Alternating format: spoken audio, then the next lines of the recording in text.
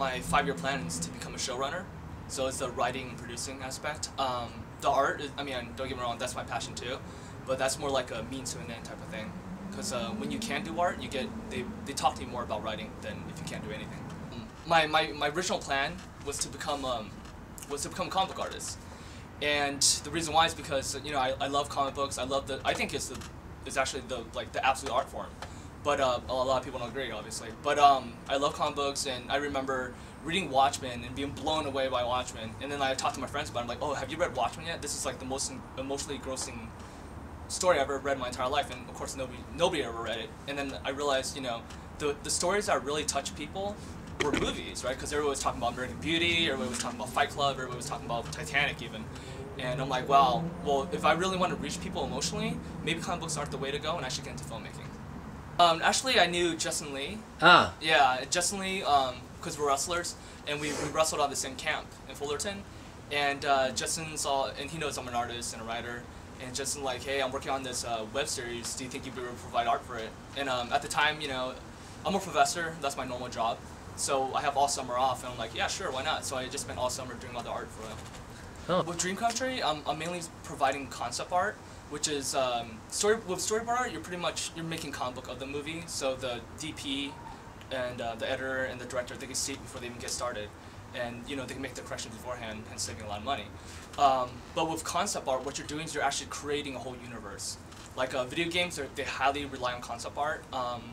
And movies that are very genre-based, like Dream Country is very genre, they rely on concept art as well. So I'm pretty much making up all the grand vistas before the movie gets started. It's more like he's drawing the mythology of your film.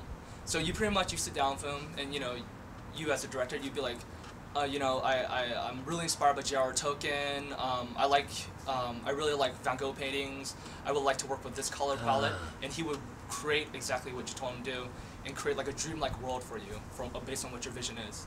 Sometimes what happens is they shoot the movie, and because this is what happens with Spreading Darkness, and they realize, oh crap, we need more effect shots, and especially for visual effects, you need every shot to be storyboarded, because obviously there's like 100 visual effects artists, and they all need to be on the same page, or you lose a lot of money.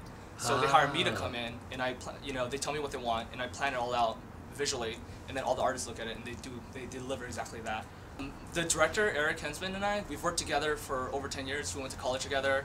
We're good friends, and out of nowhere, he calls me one day and he goes, because he knows I'm a huge Roger Corman fan. Yeah. I actually had the opportunity to work for Corman last year. But he calls me up, it's like, hey Vic, I just got X amount of money to shoot a monster movie. You want to come on board this? And I'm like, hell yeah. Where do I sign up, right? With movies that are effects-based like that one, The Praise, a monster movie, so obviously it's very effects-based. They actually keep us on board. We're there every day. The artists are there every day of the production. And so if the director wants to reblock a scene another way, I could do it immediately for him while he's shooting something else. So by the time he comes back to me, we're ready to go. The only time I would be involved with post-production, which would be like with the Spreading Darkness example I gave you, where if they needed more effect shots.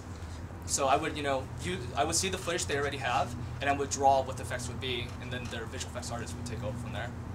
I'm trying to transition my career to television now, because I spent the last decade or so in feature films.